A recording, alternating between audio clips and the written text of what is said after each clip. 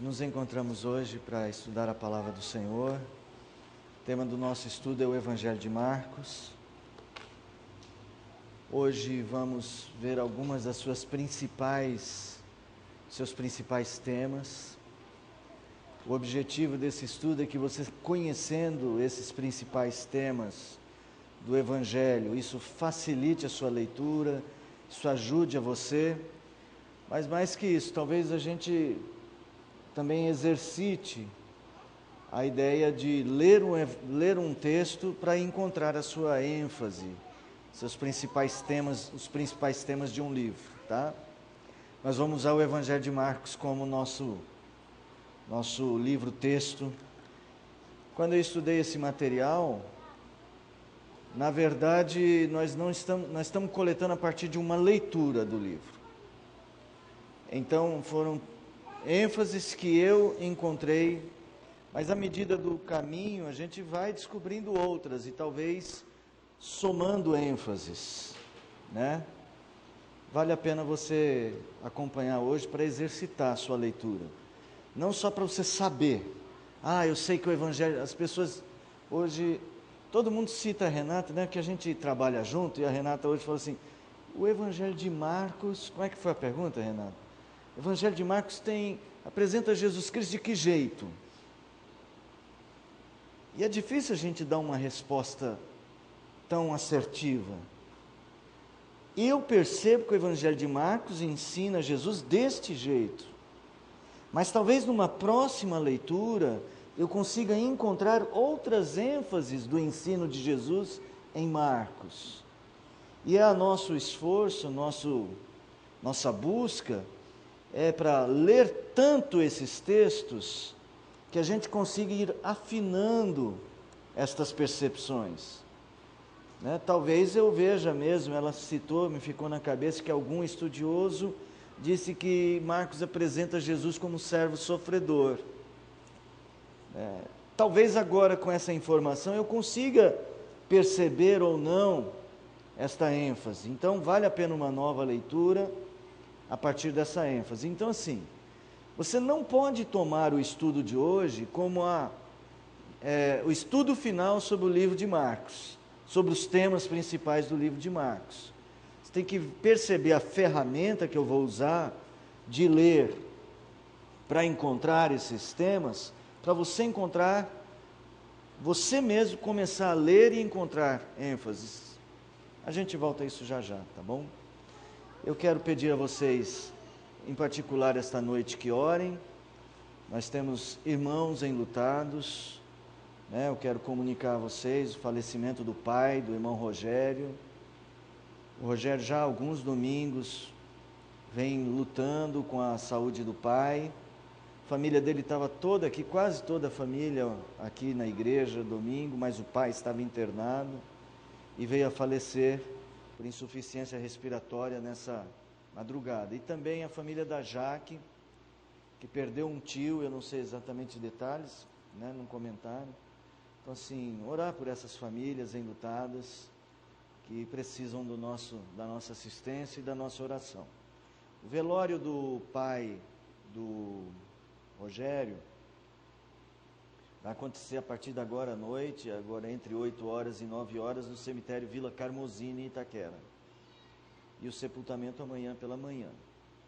Se você tem o telefone, tem algum contato, ou tem disponibilidade de prestar essa homenagem à família, né, essa condolência à família, é sempre de bom tom que a igreja se manifeste, tá bom? Sei que como é um pouco distante e o horário durante o dia dificulta para muita gente, mas aquele que pode mandar uma mensagem, lembrar de orar por ele e por eles todos, em particular a dona Nena, a mãe, né, a esposa, que parece que ficou muito abalada. Já vinha, porque o processo de doença dele era muito sério, mas vamos orar pelas famílias, tá bom? Vamos ficar em pé para esta oração? Senhor, nós primeiramente te agradecemos porque temos a Tua palavra disponível para a lermos, para estudarmos a Tua palavra. podermos, quantas vezes for necessário, voltar ao texto, repeti-lo, divulgá-lo e juntos nos reunirmos para, de maneira livre, poder conversar a respeito das coisas do Senhor. É um grande privilégio nosso, Pai. Privilégio que muitos não tiveram ao longo da história e que muitos hoje ainda não têm,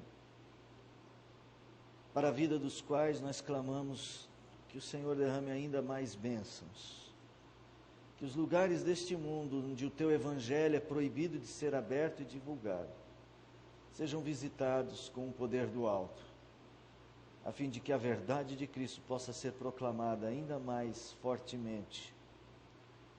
Pai, damos-te graças pela vida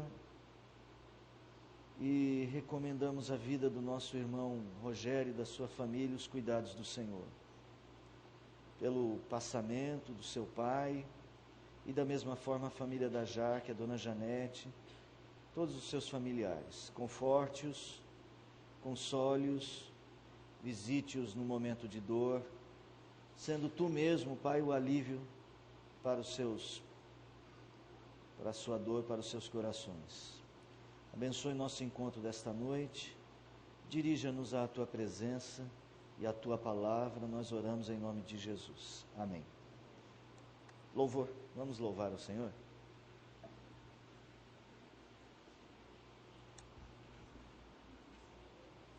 Vou pegar aqui.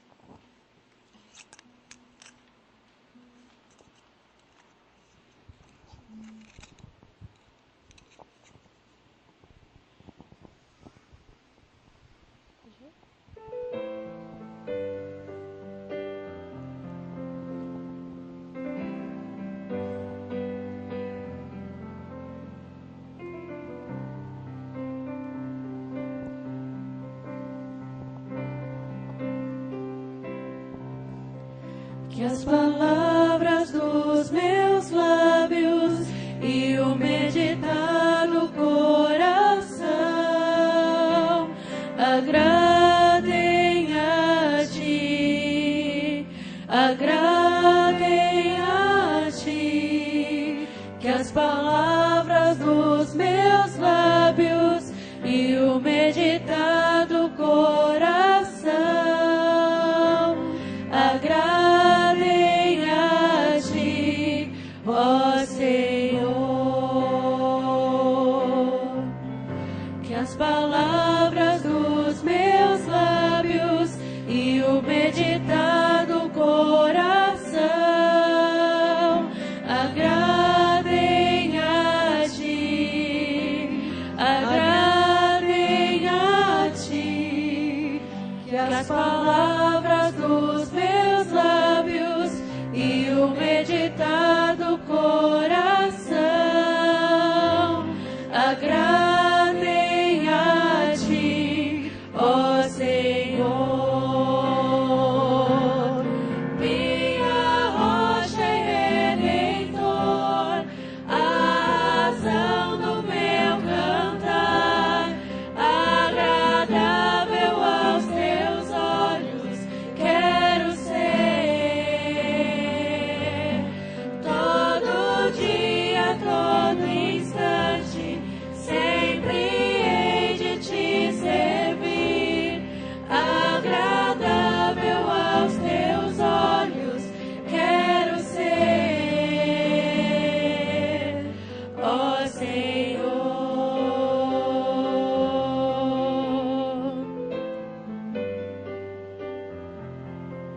Que as palavras dos meus lábios e o meditar do coração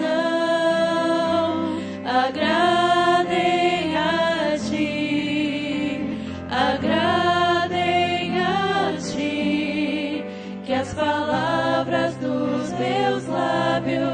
e o meditar do coração agradem a ti, ó Senhor. Minha rocha e redentor, a razão do meu cantar, agradável aos teus olhos, quero ser. Todo dia, todo instante, sempre hei de te servir, agradável aos teus olhos, quero ser, ó Senhor.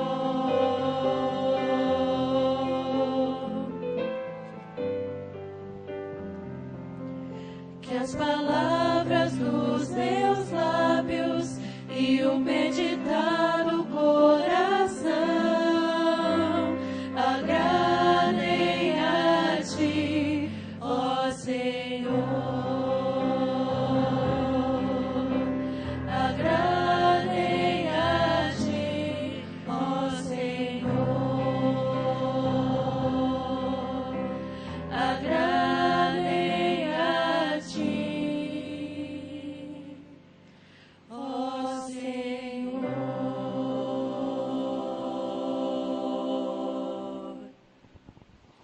Podem se sentar.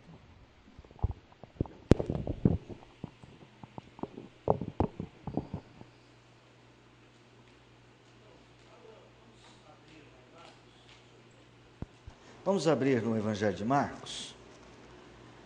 Assim, hoje a gente vai ver, tentar encontrar aqui alguns temas que predominam neste Evangelho. Eu reforço a ideia de que você deve fazer a sua leitura para você ir percebendo, tá? Alguns mais marcantes, outros nem tanto, alguns que talvez me chamem a atenção. Vale a pena você ter a sua visão do Evangelho. Melhor jeito de estudar a Bíblia: comece por leia bastante, leia mais de uma vez o texto bíblico. Lembre-se, esses textos não apareceram um belo dia, do nada eles surgiram. Esses textos foram escritos num contexto, foram escritos por causa de alguma necessidade. O irmão que escreveu, dirigido pelo Espírito Santo, ele foi usado por Deus, mas ele não foi anulado nessa escrita. Ele estava vivendo um drama, uma preocupação, ele estava vivendo um momento. Quando ele escreve o Evangelho, parte desta preocupação, parte deste momento, está sendo usado para poder construir aquele texto. Então esses textos não são assim textos, às vezes a gente enfatiza tanto o fato da Bíblia ter uma origem em Deus, uma origem divina, que a gente deixa de perceber este valor do contexto histórico das coisas, de como elas aconteceram. Então assim, o Evangelho de Marcos, imagine você que Marcos, nós já vimos isso tempos atrás, né, mas abra aí, por exemplo, Atos dos Apóstolos. Em Atos dos Apóstolos, só para ter, capítulo 12, verso 25, quem achar pode ler. Vamos fazer o seguinte, vocês leem no microfone para aparecer lá na internet. Aqui, ó, começa aqui. Atos 12, 25.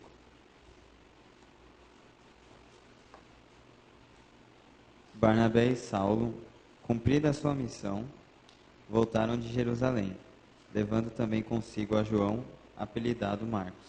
Então assim, olha, João Marcos, possivelmente o autor do Evangelho é este João Marcos, filho de Maria, uma senhora proprietária tinha uma propriedade em Jerusalém que possivelmente teria servido a Jesus no dia da ceia, aquele cenáculo, talvez pertencesse à mãe de João Marcos.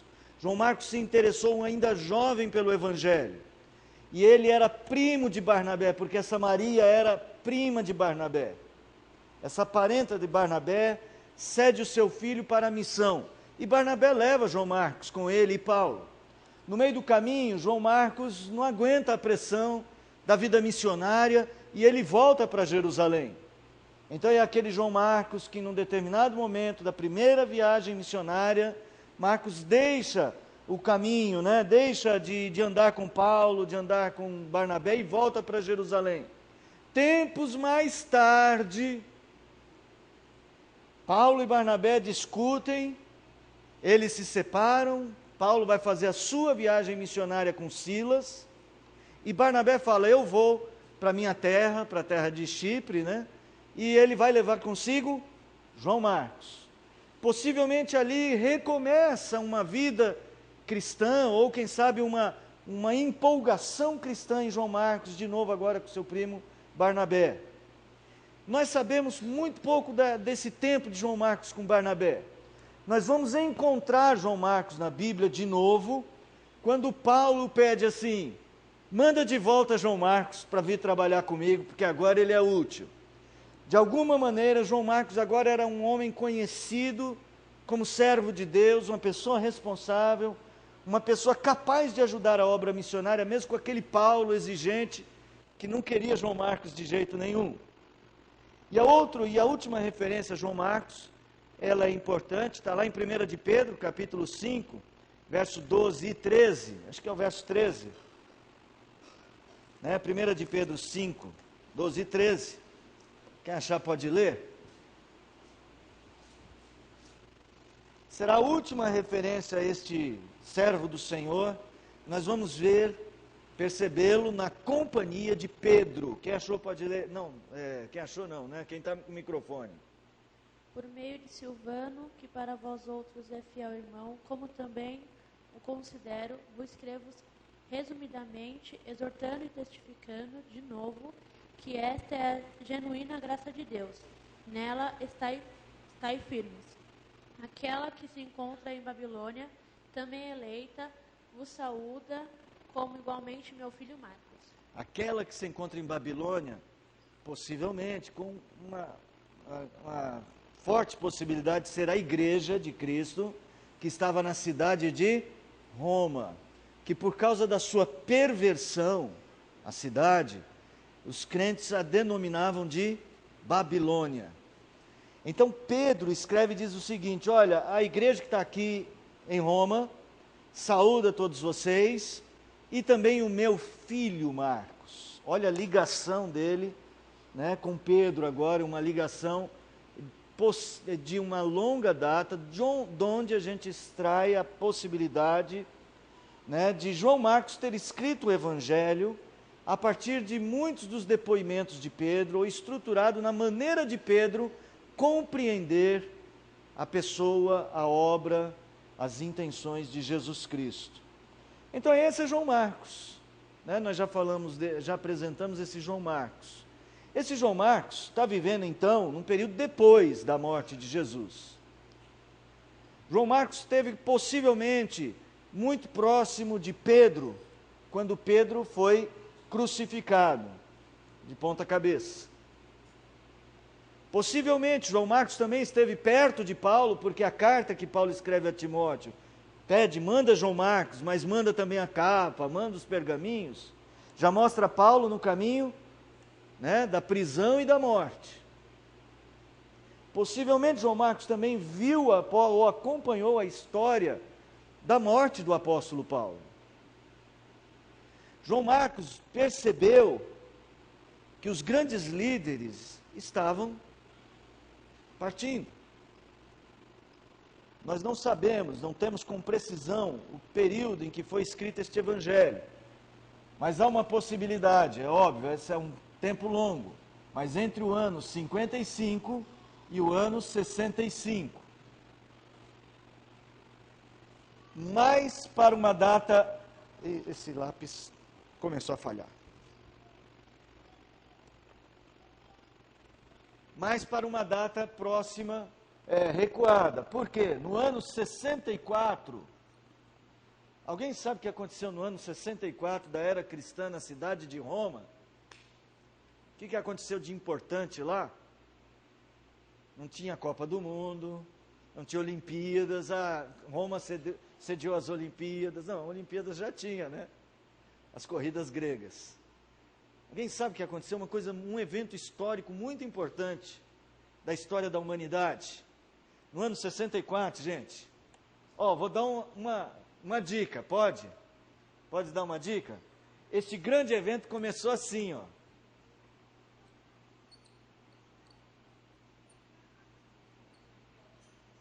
Hã? Esse grande evento começou assim. O que aconteceu em Roma? Nero pôs fogo em Roma. Vocês sabiam disso? Não? Por isso que aquele programinha que grava CD chama Nero, porque chama queimar o CD. Nero pôs fogo em Roma. E sabe quem que ele culpou? Quem? Os cristãos e os judeus, que eram um grupo muito próximos. Eram dois grupos muito próximos.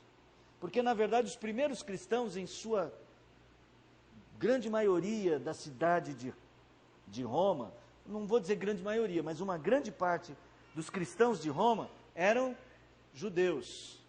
Por isso Paulo escreve a carta aos romanos, né, exortando: quem é tu, judeu, que se acha melhor que o gentio? As brigas na igreja.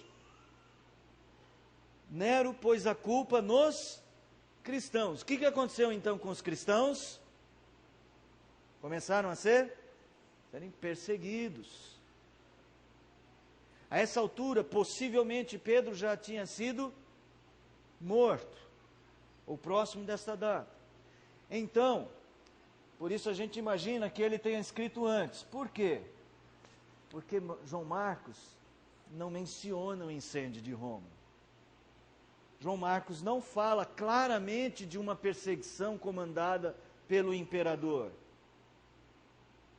Né? João Marcos apenas cita alguma possibilidade de perseguição.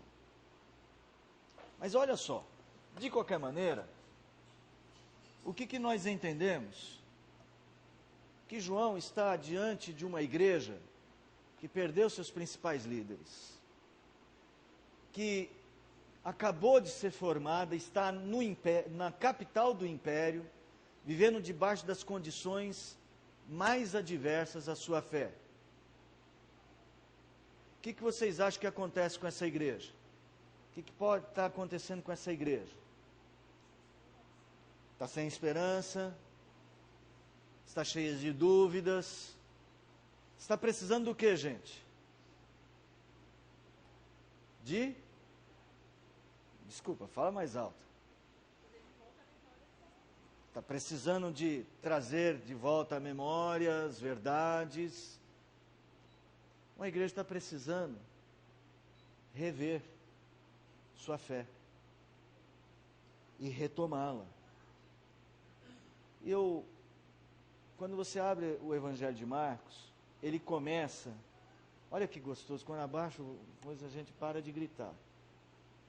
Quando você começa a leitura do Evangelho de Marcos, logo no início você já nota uma diferença entre o Evangelho de Marcos e os demais evangelhos. Qual é essa diferença? O que vocês acham?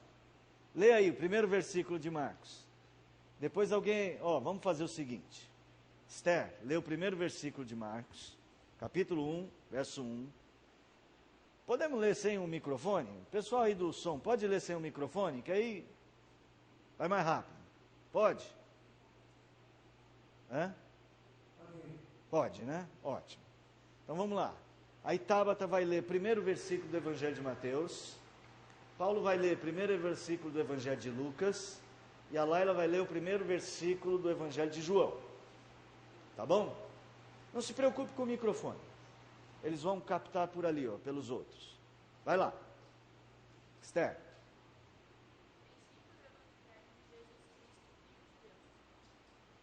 Princípio do Evangelho de Jesus Cristo, Filho de Deus. Muito bem. Próximo.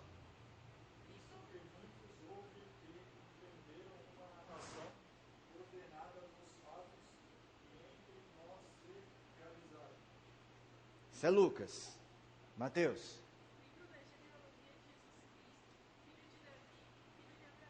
Isso é Mateus.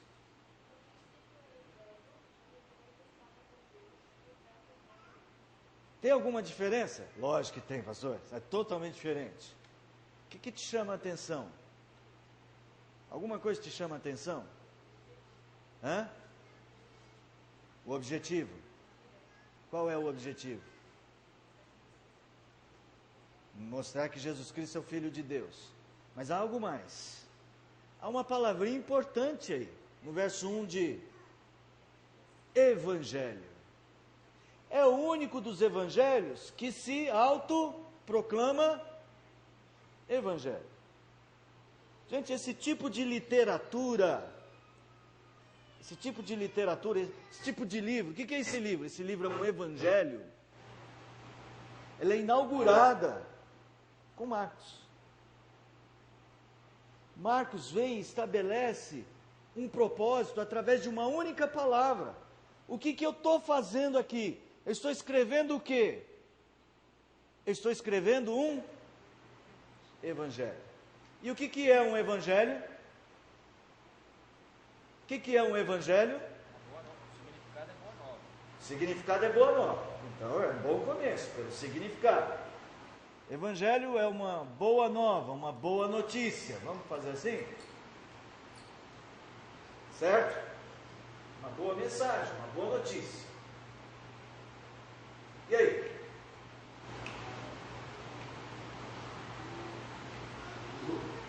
Marcos senta, escreve um livro e ele chama esse livro de Boa Notícia. Por quê? O que vocês acham? A intenção já era evangelizar. Evangelizar? E o que é evangelizar? Propagar boa notícia a respeito Propagar de uma Jesus. boa notícia Acerca de acerca de Jesus. Eu acho que é porque ele vai começar a contar do ministério de Jesus. Ele vai começar a contar o mistério de Jesus. O ministério de Jesus o quê? Ministério ou ministério? Ministério. O ministério de Jesus. A história, o ministério de Jesus. Ele vai contar. Mas sabe o que acontece? Vamos pensar na cidade de Roma. Vamos pensar no povo que está vivendo o cristianismo. Eles precisam, eles já sabiam a mensagem de Jesus. Mas agora, eles estão num momento, Jesus foi para o céu há aproximadamente 20 anos. No ano 33, 20 anos. Os principais pregadores, Pedro, Paulo, exceção de João, mas os principais pregadores da cidade de Roma, os principais intérpretes do Evangelho para Roma, não estão mais lá. Os apóstolos.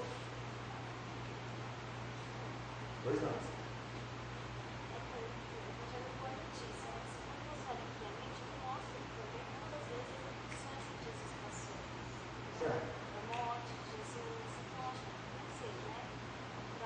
A boa notícia é para quem, né?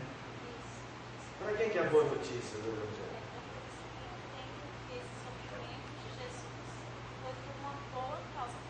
Por nós. Ela é boa notícia nesse sentido. A igreja está preocupada. A igreja está se perguntando, e agora? Os líderes foram embora. Os judeus nos perseguem, os romanos não querem nos matar. O que nós vamos fazer da nossa vida? Imagine você que você começa a frequentar a igreja presbiteriana de Vila Formosa, a polícia te para na rua e te prende porque você é membro da igreja. Os seus vizinhos não querem falar mais com você porque você é membro da igreja. A sua família não quer mais saber de você porque você é membro da igreja.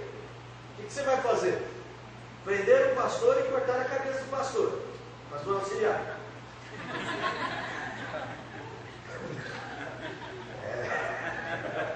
Pessoal, os presbíteros todos estão presos. Amanhã, o mais alto deles vai para a cadeira elétrica. Eu não sei qual que é o mais alto. Zé, sai da igreja assim. Pessoal do louvor, a menina que cantava mais bonito. Sem tragédia, né? Eu ia falar que cortaram a língua dela. a regente do corpo, cortar os braços dela. Aí você está sentadinho vendo tudo isso acontecer. Aí você registra. Você não vai ter quem conte, todo mundo está impossibilitado, porque ela pode falar presa. Mas é a necessidade de se registrar aquilo para que outras Certo. pessoas. Não, mas o que está acontecendo é que a igreja entra o quê? Parafusa, ela entra em dúvida. Vem cá, esse negócio de igreja não está dando certo para ninguém. É afirmação. Esse negócio da fé não está melhorando a vida de ninguém. E Cristo disse que ia voltar, e cadê Cristo? Cristo voltou rápido para eles? Mas eles esperavam que Cristo fosse voltar? Abra lá na carta de Pedro. Se de fato, olha, eu tenho a impressão que as experiências de Pedro nos ajudam mesmo a entender o Evangelho de Marcos. A segunda carta de Pedro, capítulo de número 3.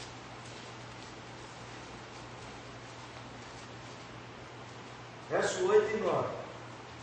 Verso 8. Olha, a igreja já está vivendo, Cristo não voltou, os crentes estão começando a se perguntar.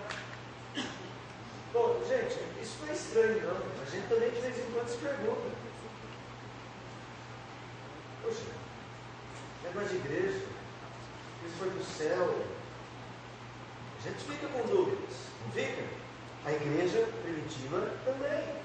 Olha só o que Pedro escreve aí. Quem achou pode ler. Leia bem alto.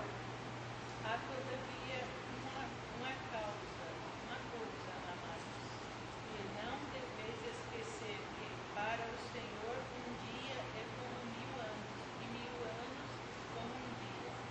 Não retarda o Senhor a sua promessa, como alguns a julgam demorada. Pelo contrário, ele é longânimo para convosco, não querendo que nenhum pereça, senão todos cheguem ao arrependimento.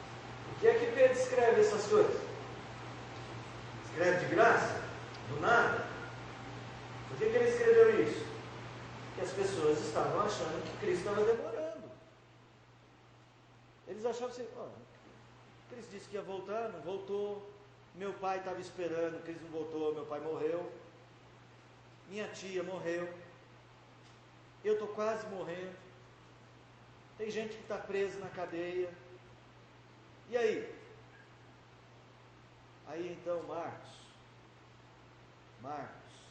guiado por Deus, aquele moço que havia passado momentos difíceis e abandonado a carreira, que refletiu sobre a sua vida com Deus, que viveu ao lado de Pedro, que teve a oportunidade de estar presente em boa parte do ministério de Paulo, ele fala: a igreja precisa de fé, a igreja precisa crer. E em que a igreja precisa crer? Na boa nova de Jesus Cristo, o Filho de Deus. A igreja precisa entender que a vinda de Jesus é a melhor notícia que qualquer pessoa pode ter. Ele era o Cristo, o Messias, e ele era o Filho de Deus. Esses temas eram de suma importância. Marcos entendia que se o crente tiver uma compreensão mais clara da pessoa de Jesus, ele haverá de ter fé para vencer as maiores dificuldades da vida. O que falta para nós muitas vezes, exatamente uma percepção mais clara de quem é o nosso Salvador, de quem é Jesus, do que é o reino que ele veio implantar. O reino do Senhor é mais que o CNPJ da Igreja Presbiteriana de Vila Formosa, é mais que esse prédio, é mais que nos curar de algumas coisas, que nós possamos ter problemas de saúde, de dinheiro. Marcos percebeu que se todas essas coisas faltarem, o que não pode faltar para manter a sua fé é uma visão clara de Jesus, da sua obra e do seu reino. Quando eu leio esse evangelho, na verdade todos os evangelistas escreveram com propósitos muito parecidos a este. Mas é que Marcos tem algumas peculiaridades que transformam a sua leitura em uma leitura bastante instrutiva. Ele é curto, ele é direto, porque ele é um evangelho de urgência. Ele sabe a importância que é dizer para a pessoa: você precisa confiar em Cristo Jesus. Tá? O que é o evangelho? O evangelho é apresentar Jesus Cristo. É dar, é ensinar as pessoas a respeito da obra de salvação que ele veio fazer. É mostrar às pessoas o reino. Olha só, capítulo 1 de Marcos. Capítulo 1 de Marcos, verso de número 15. Capítulo 14 e 15. 14 e 15. Depois de ter João sido preso, foi Jesus para Galiléia, pregando o Evangelho de Deus, dizendo: o tempo está cumprido, e o reino de Deus está próximo. Arrependei-vos e crede no Evangelho. Pregando o Evangelho de Deus. E o que era o Evangelho de Deus? O reino já está próximo. Então o Evangelho é a boa nova do reino. E ele vai assim: arrependei-vos e crede nesse Evangelho. Professor, em que sentido para ele o reino estava próximo? Por que reino? Próximo, tão próximo, que era assim, eu gosto dessa ilustração. Você está chegando em casa, você mora aqui pertinho, aí você pega o carro, e vai dirigindo para casa. Aí o Fábio liga: onde você está, Rê? Aí você fala assim: eu estou perto. Mas onde você está? Estou aqui na virada da Arapoca, perto do mercado. Você está perto? Mas ele está pertinho. Mas aí o Fábio, ansioso, te liga 2 minutos depois: onde você está aí? Ah, eu estou aqui, em frente ao condomínio. É perto. Mas não é tão pertinho quanto o Fábio queria. 30 segundos depois ele liga de novo: onde você está, Fábio? Ô, Renato, eu estou perto, Fábio. Já mudou o tom de voz, né? Eu estou perto, onde você está? Estou na porta do condomínio. 10 segundos depois ele liga: Rê, onde você está? Estou perto. Onde você está? Estou com a chave na porta. Está perto? Ela está dizendo que está perto. Todos esses momentos ela está perto? Ela está perto ou não está? Mas qual é o momento em que ela está realmente perto? Para Marcos, esse é o momento do Evangelho. Que ele tinha? Fácil. Fácil não. Dá para inferir. João Batista manda os discípulos falarem com ele. Certo? Aí João Batista fala: és tu que devia vir ou temos que esperar outro? Aí a resposta de Jesus é: bom, você quer saber o que eu penso? Jesus não disse assim, né? Jesus foi direto.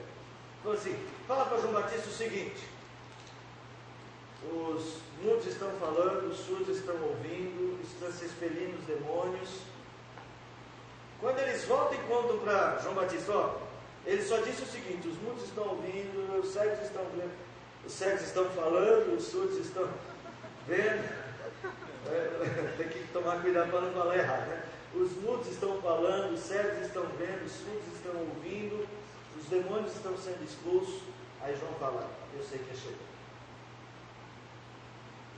Quando eles viram os sinais. Por que a Bíblia chama de sinais os milagres? Semeu. É só porque eles eram a demonstração clara da chegada e do poder do reino. Quando é que Jesus mostra os sinais? Na voz do céu, em Caná da Galileia, quando ele começa a fazer os seus sinais. João capítulo 2, né? Lê lá, João capítulo 2. João 2, acho que é o 12, será que é? Deixa eu ver. Não, é antes. É o 11. João 2:11. Quem lê? Com este deu Jesus princípio aos seus sinais em Caná da Galileia. Manifestou a sua glória, e os seus discípulos creram nele. Então, assim, o Evangelho, então, é a apresentação do reino. Quer dizer, o reino é chegado. E o reino tem a ver com Jesus Cristo, o Filho de Deus. Vamos ver alguns dos temas que Marcos usa para apresentar este Evangelho.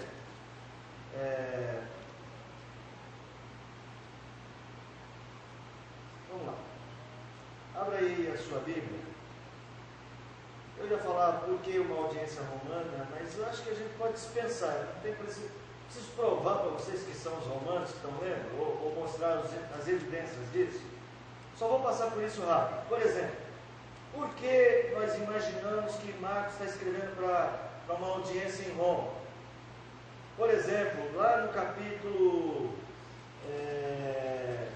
sobre a viúva pobre. Deixa eu ver, acho que é o capítulo Marcos. Eu só sei que está do lado direito, na coluna interna embaixo. Espera aí. Capítulo 7, 12, verso 41. Quem achar pode ler. 12:41. 12:41. Jesus sentou-se em frente do lugar onde eram colocadas as contribuições e observava a multidão colocando o dinheiro nas caixas de sua oferta. Muitos ricos lançavam ali grandes quantias. Continua. Então, uma viúva pobre chegou-se e colocou 2 pequeninas moedas de cobre, de muito pouco valor. Chamando a si os seus discípulos, Jesus declarou: afirmo-lhes que esta viúva pobre colocou na caixa de oferta mais do que todos os outros. Até aí. Sua tradução não sei qual que é. Quando é 2 moedas de cobre, essa expressão, 2 moedas de cobre, em outra tradução está dizendo assim, 2 quadrantes. Essa moedinha de cobre era uma moeda, o quadrante era uma maneira de se referir a esse dinheiro, era um nome romano dado ao dinheiro. Se fosse um nome mais hebraico, possivelmente, ou um nome mais grego, nós teríamos dracma. Lucas, que é o único que relata também esse episódio, ele vai dizer o seguinte: ela deu tudo que tinha, não se preocupa em determinar o valor. Aí Marcos ele fala: olha, ela deu 2 moedas de cobre. O romano, deu 2 moedas de cobre, já sei até quanto que é. Se eu falar para vocês, ela deu 2 moedas com um círculo amarelo em volta, de quanto que ela deu? De R$1. Ela deu 2 moedinhas assim que parece de cobre, mas não é, nem manchadinha. De quanto? 5 centavos. Ele deu uma onça. Opa! 50 pau. Aí não era mais. Já perdeu a ilustração, já não era mais viúva pobre. Mas ela deu todo o sustento dela. Então você vê que, então, quando ele usa essa expressão romana, sugere isso. Outra coisa, capítulo 7. Nós não vamos ler, mas só para informar. Capítulo 7 ele vai falar sobre lavar das mãos, lavar dos pratos, o lavar cerimonial dos judeus. Tudo que o judeu ia comer, o que o judeu fazia? Batizava as mãos. Era uma lavagem cerimonial. Lavava os pratos, lavava a cama. Depois você pode ler, ele ia dormir, batizava a cama. Lavar aí batizar a cama. É uma lavagem cerimonial. Aí ele sempre dá uma explicação, porque os judeus não comem sem se lavar. Se ele estivesse escrevendo para judeus, ele precisava explicar? Não. Possivelmente então uma audiência, pessoas que não entendiam bem boa parte dos costumes judaicos. Um tema importante do Evangelho de Marcos é este: Jesus, o Filho de Deus. Vamos ler. Alguém lê? 1, já lemos? 1:11, 1:24. Olha lá, Nízia. 1:11. Então foi ouvida uma voz dos céus: Tu és o meu filho amado, em ti me compraste. Olha a ligação. Tu és o meu filho amado. De Jesus. 1:24. Queremos nosso filho Ah, outro de Jesus. Nazaré. Vieste para dizer-vos: Nem sei quem és, o santo. Essa ligação com Deus, né? O Filho de Deus. Mais um, texto de domingo passado, que nós pregamos, 3:11. Araújo. Araújo, lê Araújo. Tem Araújo aí? Tem 2. Também os espíritos imundos, quando viram, mostravam-se diante deles, clamavam: Tu és filho de Deus. Então, essas expressões, tu és o Filho de Deus, se repetem. 9:7, 15:39. É a mais bonita que eu acho. Eu acho ela bonita, essa expressão. Outra pessoa, sim, meu irmão.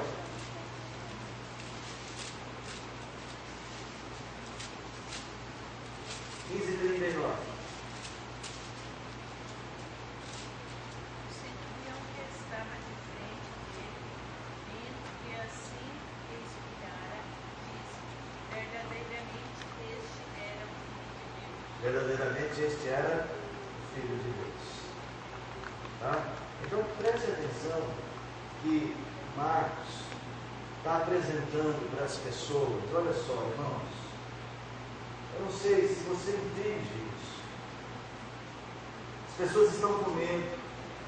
As pessoas estão com dúvida.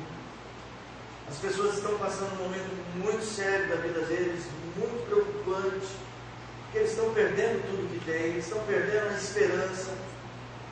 E a primeira coisa que Marcos deixa em relevo é que aquele que havia feito as promessas para eles, aquele não era um homem qualquer, ele era o Filho de Deus.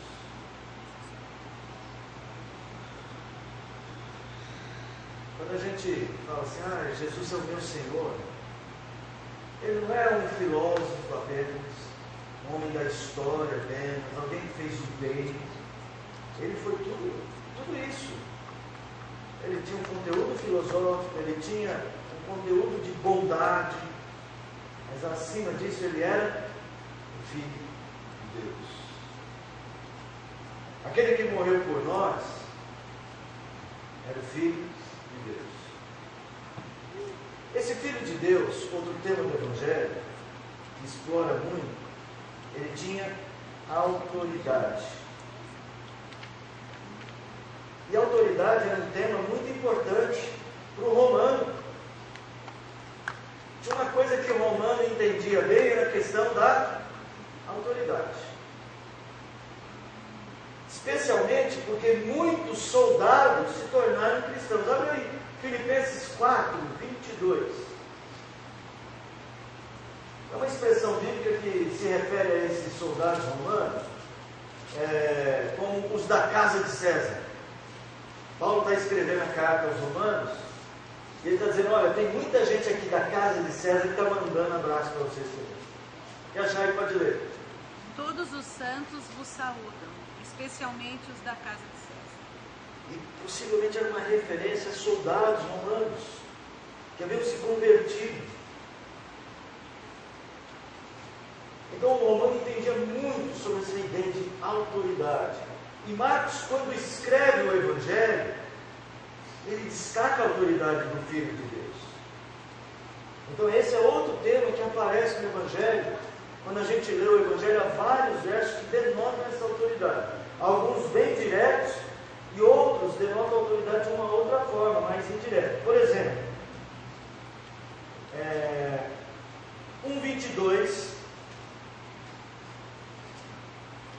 e 2:10. Quem achar pode ler. desviavam-se da sua doutrina, porque os ensinava como quem tem autoridade e não como conselheiro.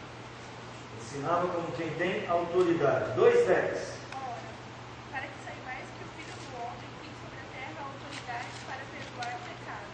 Isso é o paralítico. Então, para que saibais que o Filho do Homem tem autoridade para perdoar pecados. Vamos mais um texto um pouco mais longo, lá no capítulo 11.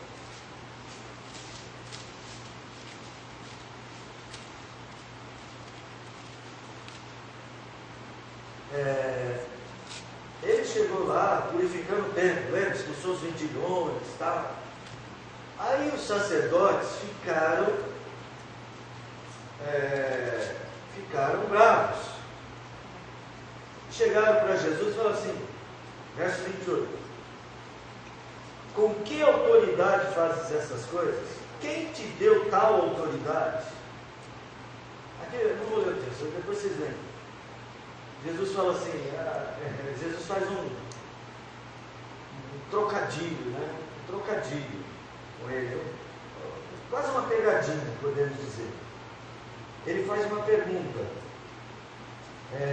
O batismo de João Batista, era do céu ou da terra? Aí eles ficaram com medo do povo. Eles falam assim, se nós falarmos que é do céu, o povo corre para ele. Se a gente falar que é da terra, o povo briga com a gente porque eles amam João. Aí eles falaram assim, nós não vamos responder isso.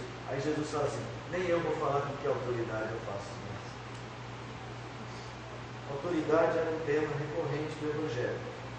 O Evangelho relata alguns milagres de uma maneira diferente. Eu peguei 2 exemplos aqui. Por exemplo, 2:11. Tem mais, mas 2:11 tem isso. Deixa eu ver. 2:11. O paralítico de Cafarnaum. Outra pessoa lê. Quem ainda não leu a Bíblia hoje? Não lê a Bíblia hoje, gente. Quem não leu a Bíblia hoje, lê esse. Peraí, tem várias pessoas que não leram a Bíblia hoje. A Tati está lendo agora, tá bom? Brincadeira, vai lá. Eu te mando, levanta-te, toma o seu leito e vai para a tua casa. Onde é que está a autoridade nesse verso? Eu te mando. Era uma hora, lembra o texto do domingo passado? Chegou para os demônios e fortemente, diz para eles, não exporem ele a publicidade. Entendeu o outro texto? Deixa eu ver aqui, selecionar um aqui. É o 3:12, não. 3:12 eu tive comigo. 4:39. Esse é o 4:39. Olha lá. Lembram desse? Essa passagem? Natália. E ele, despertando, repreendeu o vento e disse ao mar: acalma-te, emudece. O vento se aquietou e fez-se grande beleza. Aí os discípulos, quem é esse? Então, irmãos, essa autoridade de Jesus para comandar os espíritos, para sair das pessoas, para curar. Ele chega para a menina, Talita, eu te mando, levanta-te.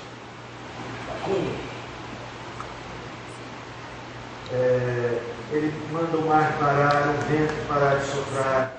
Ele comanda na hora da cura, ele ordena a cura. Então, Marcos precisa dar a esta igreja, com perguntas, uma noção clara de quem é aquele que o chamou para uma vida nova. É aquele que comanda todas as coisas. Olha como é que termina o Evangelho. Lá no capítulo 16. O penúltimo versículo. Não o último, o penúltimo. O que é que diz o penúltimo versículo? De fato, o Senhor Jesus, depois de lhes ter falado, foi recebido do céu e assentou-se à destra de Deus. Ele fala assim, vocês têm que saber. Ele está sentado no trono, à destra de Deus. Ele tem a autoridade. Para ser bem sincero, eu senti falta de um versículo em Marcos. Que pastor? Eu senti falta daquele versículo que tem em Mateus: toda autoridade me foi dada no céu e na terra. Mateus e Marcos, nesse aspecto, tem coisas parecidas, mas coisas distintas. Mas é dessa autoridade que Mateus faz uma referência, olhando ele como rei, que Marcos está dizendo para as pessoas: olha, aquele que morreu por nós é o Filho de Deus e ele tem toda a autoridade sobre tudo. Aí ele vem contando, lembra disso, daquilo, da menina, do soldado na cruz.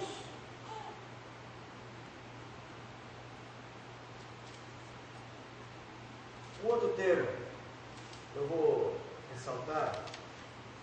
Então aqui tem o termo da autoridade. Um outro termo é a urgência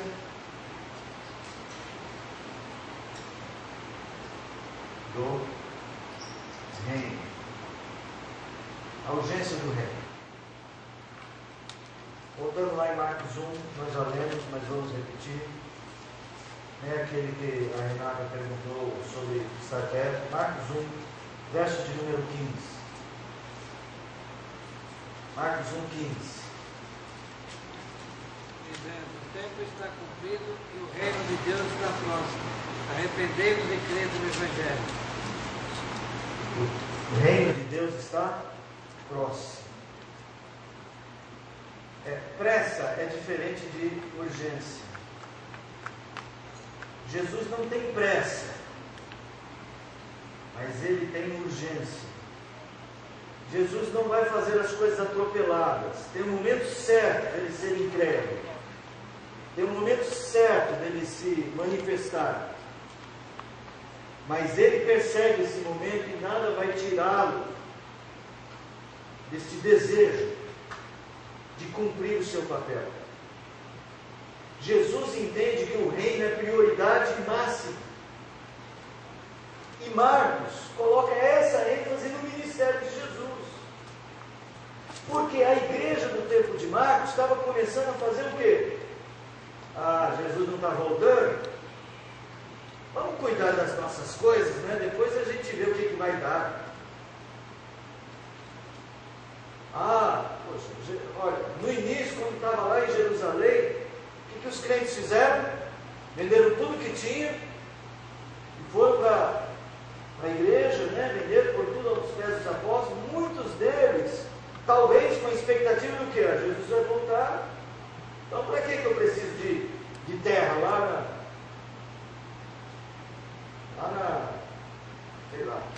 em Antioquia? Jesus vai voltar. O tempo está passando. Talvez eles estejam, muitos deles, retomando outras coisas, outros hábitos, outras, entre aspas, seguranças para a vida. E Marcos vai mostrar a importância e a urgência do reino. Olha só o capítulo 13. Capítulo 13 de Marcos. Verso 28. Vou ler esse. Aprendei, pois, a parábola da figueira. Quando já seus ramos se renovam, suas folhas brotam, sabeis que está próximo o verão. A figueira, gente. Todo mundo sabia quando ia chegar o verão. O que eles tinham que fazer? Olhar para a figueira. A figueira denunciava. Porque as folhas da figueira apareciam antes de todas as outras. Aí, quando vocês veem a figueira, que as folhas já estão aparecendo, o que vocês sabem? Verão está aí, vai chegar. Certo? Certo. Assim também vós, quando virdes acontecer estas coisas, da grande tribulação e tal, sabei que está próximo às portas a vinda do Senhor. Em verdade vos digo que não passará esta geração sem que tudo isso aconteça. Olha só como Marcos vai dando ênfase na urgência. Passará o céu e a terra, porém as minhas palavras não passarão. E assim vai. fiquem lá de sobreaviso, fiquem como vigia, venham como ladrão. Lembra essas expressões? Urgência. Para ter uma fé mais vigorosa, em meio a dificuldades, em meio ao tempo que passa, ao perder da substância da fé, a gente precisa falar assim, não, o reino é minha prioridade. Quando eu falo em prioridade para o reino de Deus, que versículo vocês lembram? Buscai, pois, em primeiro lugar, reino de Deus, os céus e a sua justiça. Era isso que pensavam os apóstolos. É isso que a igreja precisava pensar. Mas a igreja estava sofrendo. A igreja estava passando aperto. Isso não tinha valor? Tinha muito valor. Daí o outro tema que eu acho importantíssimo, que a gente começa hoje e termina daqui a 2 semanas, que é a humanidade de Jesus. Em Marcos, nós vamos ver a descrição de Jesus, não como um super-homem, que passou por tudo aquilo sem nenhum problema. Você vai ver Marcos descrevendo Cristo homem. Apesar de ser o Filho de Deus, Marcos entendia que ele havia se encarnado, o que era muito importante para a teologia, e é até hoje importante para a nossa teologia. Jesus Cristo foi homem, verdadeiramente. Só para a gente ver a importância disso, 1 João 5, versos 2 e 3.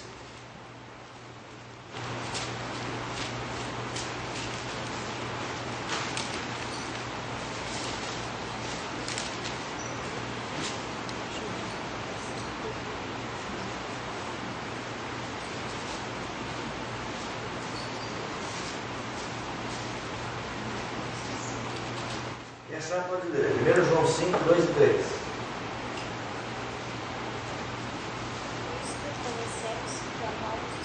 Isto conhecemos que amamos os filhos de Deus, quando amamos a Deus e praticamente os seus mandamentos. Porque este é o amor de Deus, que guardemos os seus mandamentos. Ora, os seus mandamentos não são de nós. Citei errado, só. Desculpa. Citei errado. É 1 João, mas não é 5. Deixa eu ver aqui, só para conferir. Deve ser o 4. É o 4. 2 e 3. Desculpe. Leia, Sônia. Isto reconhecesse o Espírito de Deus. Todo Espírito que confessa que Jesus Cristo veio em carne é de Deus. E todo Espírito que não confessa a Jesus não procede de Deus. Pelo contrário, este é o Espírito do Anticristo, a respeito do qual temos ouvido que vem e presentemente já está no mundo. Confessar Jesus Cristo como homem, vindo em carne, era necessário para uma fé cristã completa e verdadeira. Por quê? Porque nós estamos falando de um Cristo que morreu na cruz, não só para dar exemplo. Ele deu exemplo quando morreu na cruz? Deu exemplo? De quê?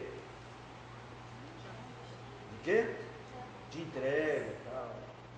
Mas foi só isso que ele fez lá. Olha, se querem um bom exemplo de entrega, é assim, ó, morram na cruz. Não, ele morreu na cruz por algo ainda maior. Nos substituir. Mas para nos substituir, ele precisava ser o quê? Porque eu preciso confiar no perdão de Deus.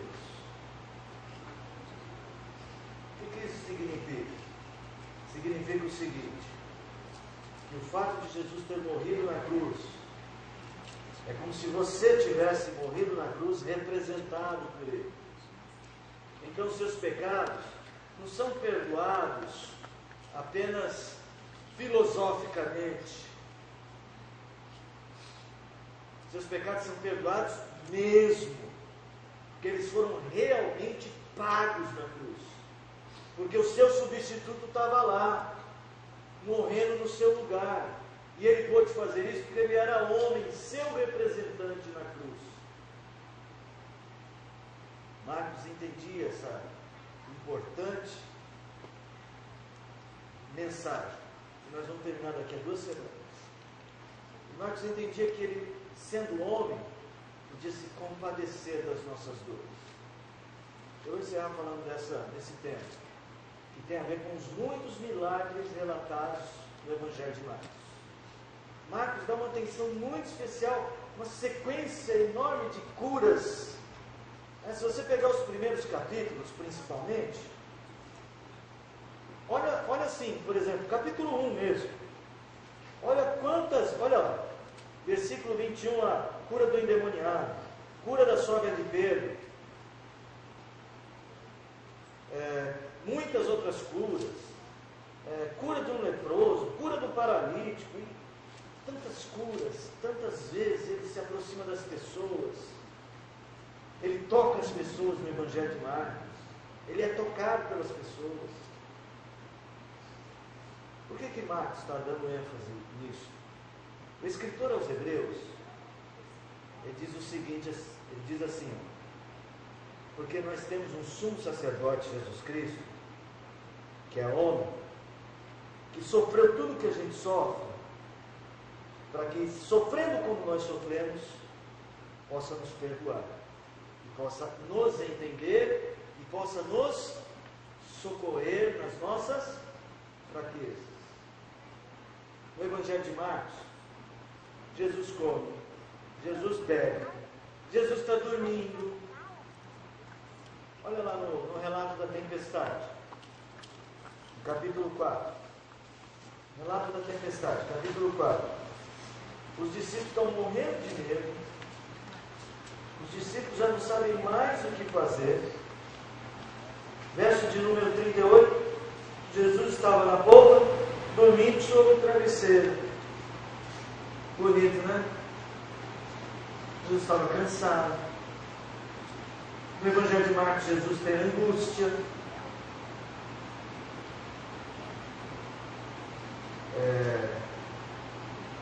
Por isso eu pego algum exemplo aqui. 3:5. Alguém lê? 3:5.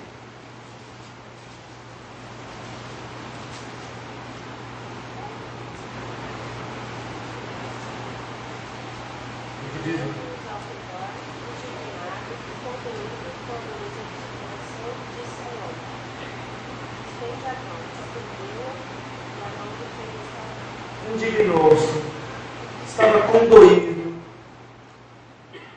Jesus se compadecia das pessoas. Capítulo 5, verso 25 e 26.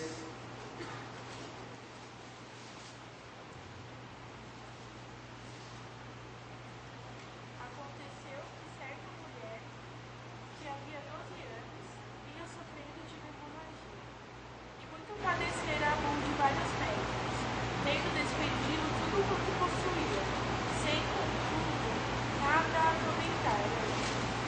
Antes, pelo contrário, indo a pior. Esse Jesus não passou ao largo dessa mulher. Ela vai tocar em Jesus e ele vai perceber. Então, o Marcos, ele sabe que a igreja precisa de confiança, mas a igreja também precisa de consolo.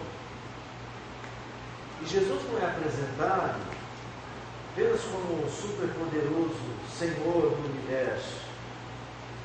Ele é apresentado dentro desse contexto da humanidade dele. Isso deveria nos dar esperança, de que ele sabe que nós estamos padecendo. Você vai para a sua casa, possivelmente você tem lá a sua carga emocional, suas dificuldades pessoais, suas angústias, os seus choros. O que você vai fazer com tudo isso? Eu vou orar para o superpoderoso Jesus. Não é nem superpoderoso, é o todo-poderoso Jesus. E será que ele vai estalar os dedos e tudo vai dar certo? Só é assim que funciona o socorro que o Senhor nos dá? Não é só assim. Ele realmente é o todo-poderoso. Ele tem autoridade sobre todas as coisas, mas ele, quando te cura, quando te socorre, faz compadecido mas com amor, porque Ele sabe que é duro ser ser humano como nós somos. Especialmente porque Ele sabe o que o pecado fez com a gente. Ele sabe que é ruim ser rejeitado, Ele sabe que é ruim ser traído, Ele sabe que é ruim ser injustiçado, Ele sabe que é ruim ser abandonado pelos amigos. Ele viu as mentiras dos homens, Ele viu a ganância dos homens, Ele viu que muita gente só foi atrás dele por causa do pão.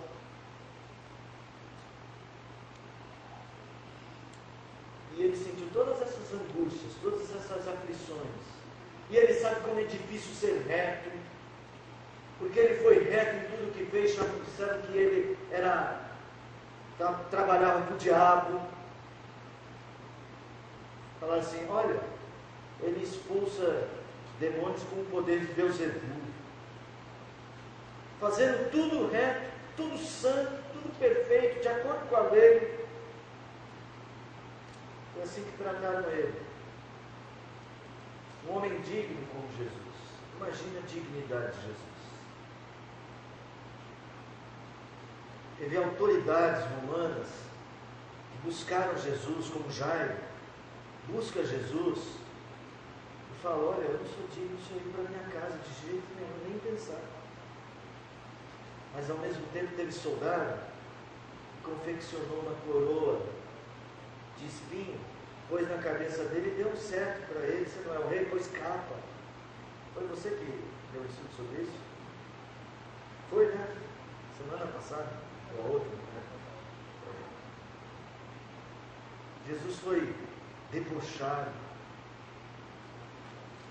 Ele sabe como é difícil ser cristão, segui-lo fielmente. Ele sabe que o mundo nos odeia, porque primeiramente odiou.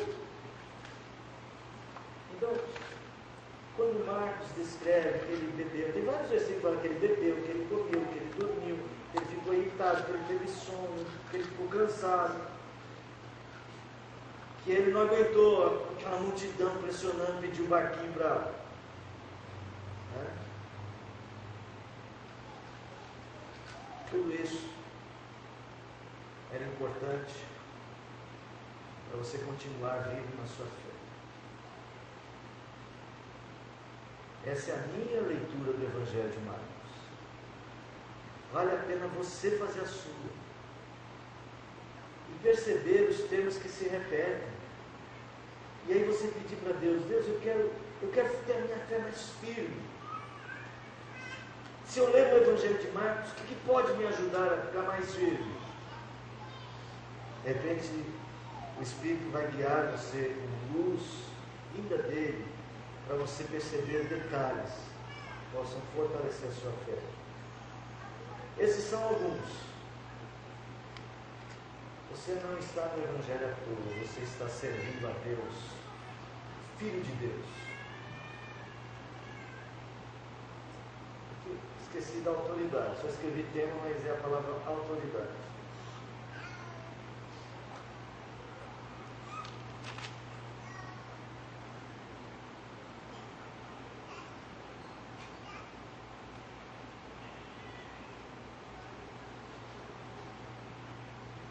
Ele tem poder, o nome dele está acima de todo nome.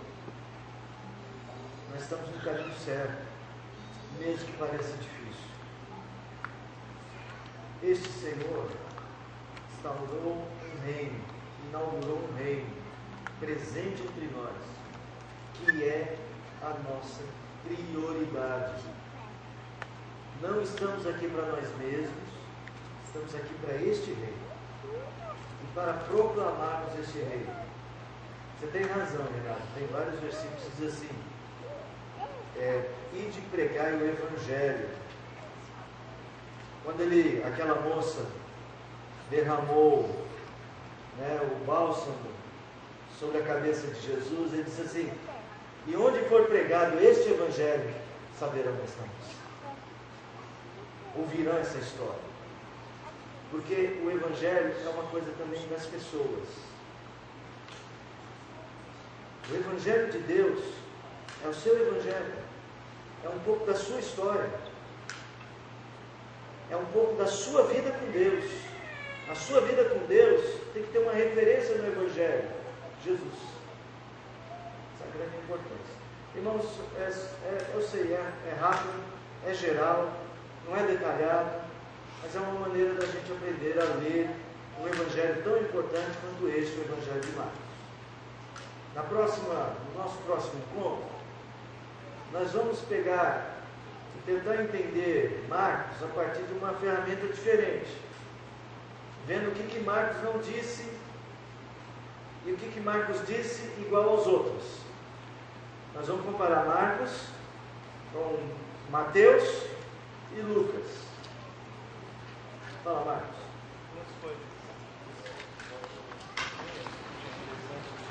A primeira é que esses temas a gente percebe como função secundária dos sinais. Ou seja, os sinais eles afirmam que Cristo é o Filho de Deus. Os sinais afirmam a autoridade de Cristo. Os sinais também afirmam que é chegado o reino de Deus.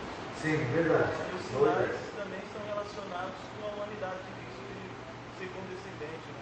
Uma boa percepção. Olha lá no capítulo 16. Olha que interessante.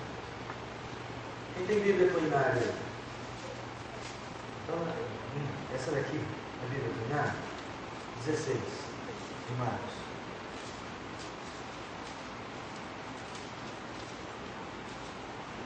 Irmão, começa a leitura aqui. Finalmente, apareceu Jesus aos 11, quando estavam à mesa, censurou-lhes a incredulidade e dureza de coração. Apareceu Jesus aos 11 e censurou-lhes a incredulidade e a dureza de coração. Continue. Porque não deram crédito aos que tinham visto já ressuscitado. De novo, incredulidade. Jesus censurou. Não sejam incrédulos. De novo, ele censurou. Vai lá. E disse: ide por todo o mundo e pregar o Evangelho a toda criatura. Tudo bem, continua. Quem crer e for batizado será salvo. Ótimo. Quem, porém, não crer será condenado. Tudo bem. Então, a incredulidade é censurada. E agora vem uma afirmação. Quem crer será salvo e quem não crer, condenado. Continua. Esses sinais hão de acompanhar aqueles que creem. Em meu nome, expelirão demônios, falarão novas línguas, pegarão em serpentes. Se alguma coisa mortífera beberem, não lhe fará mal. Se puderem... Vou resumir, posso resumir? Só que eu queria pegar essa expressão. Esses sinais acompanharão os que crerem. Você tem razão, talvez seja uma presente do Evangelho de Marcos, a função dos sinais, agora mais claro em João, né?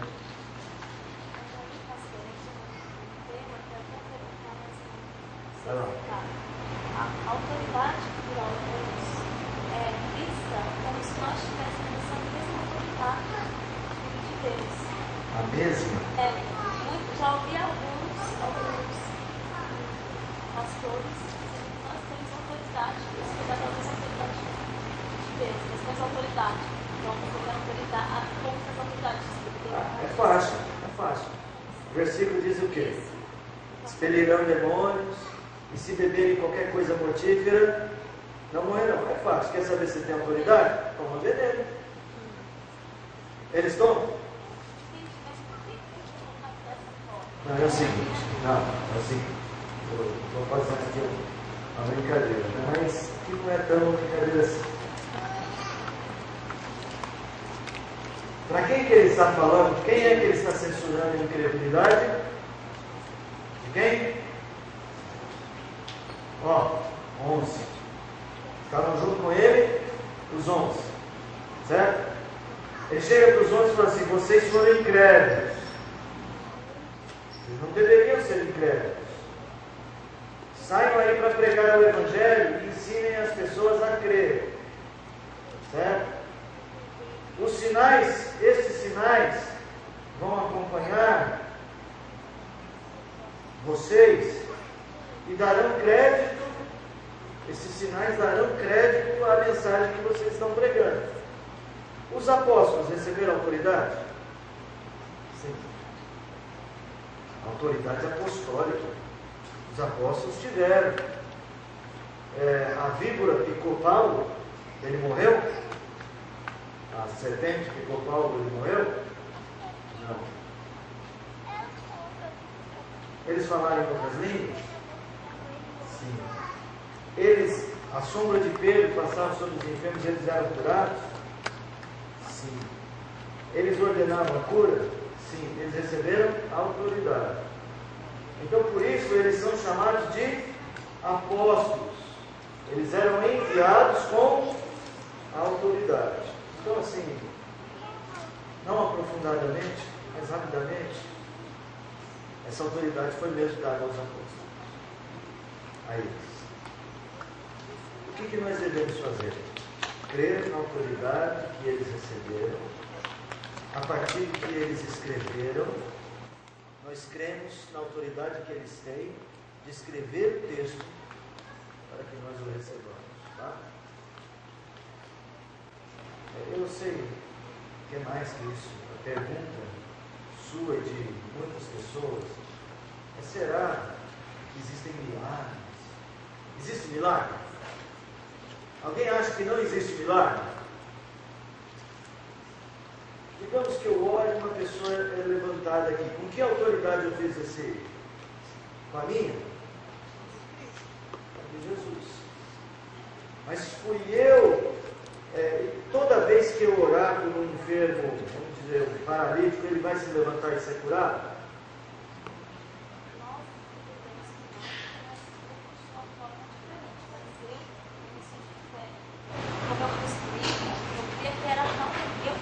O problema era do paralítico, não? O problema do paralítico e da pessoa que não teve fé suficiente, não usou a autoridade de enfrentar. Então, assim, é um tema difícil, porque principalmente eu fui aprendendo esse tipo de forma, precisando realmente, através da palavra, mudar sentimento no meu coração.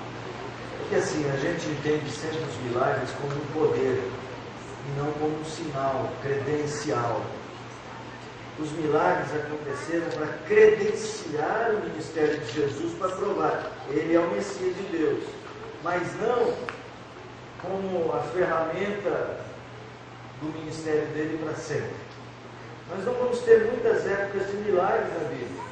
Vamos ter com Jesus, no Velho Testamento com Elias e Eliseu, e vamos ter com os apóstolos. Mas você vai ver, por exemplo, ler todas as cartas do Novo Testamento Paulo, você não encontrará relatos de milagres. Você vai encontrar no livro de Atos dos Apóstolos, não tantos assim, mas sim volta. A gente volta nisso num outro momento. Só para encerrar, o que nós cremos? Nós cremos em milagres feitos por Deus. Nós não cremos no poder, na autoridade apostólica no momento. Eu sei que tem muita gente que se chama de apóstolo, né? Nós discordamos disso, nós não entendemos que existam apóstolos hoje, como os apóstolos de Cristo, Pedro, Paulo, João. Nós não cremos que eles existam hoje. A gente volta a isso porque o horário já deu.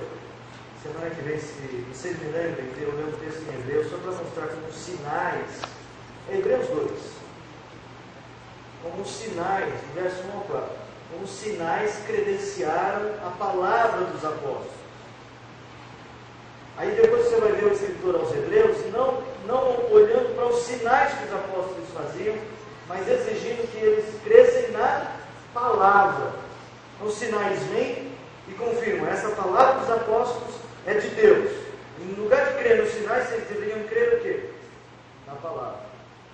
Eu volto para explicar melhor. Oi? Eu acho que é 2, de 1 a 4. Deve ser. Não é isso? Então depois vocês leem com cuidado, vocês vão ver o seguinte. Vocês vão ver sempre o escritor aos Hebreus, creio na palavra de Cristo. Capítulo 1, verso 3 e 4. Havendo falado pelos profetas, de 1 a 4. Havendo falado pelos profetas, hoje nos fala pelo Filho. E o Filho tem os seus apóstolos. Ele credenciou seus apóstolos com os sinais. E agora é obrigação dos crentes não crerem nos sinais, crerem na palavra. Então, é isso. Eu dou para você uma carteirinha. Policial militar. Aí você tem que respeitar a carteirinha ou o policial? Vou tentar uma ilustração. A carteirinha é a credencial, mas é o policial que é o... A carteirinha que você põe ela em cima da mesa, não adianta respeitar a carteirinha. Então a credencial, ela só diz quem é. A credencial aponta para a figura do policial. Os sinais são as credenciais do apostolado. Eles tinham as credenciais para que a gente cresça na palavra do Evangelho. Vamos ficar em pé, vamos. Obrigado, irmãos, por terem vindo. Hoje nós não temos visitantes. Tem um visitante, mas já esteve aqui com a gente, né? Seja bem-vindo. Fala o seu nome de novo. Jonas. Seja bem-vindo, Jonas. Se você quiser, pode pesquisar aí e fazer um comparativo. Lucas, Mateus e Marcos, tá? Vou ver se eu faço uma projeção, porque fica visualmente melhor para ver essas comparações e só ler os textos, tá? Mas estudem, se puder. Senhor, dá-nos uma fé como a que teve Marcos, de resistir, ó Deus, em dias tão turbulentos e tão contrários, e ajuda a termos a nossa vida transformada, de tal maneira que possamos estimular outros irmãos. Dá-nos sim a disposição de coração para crer firmemente em Jesus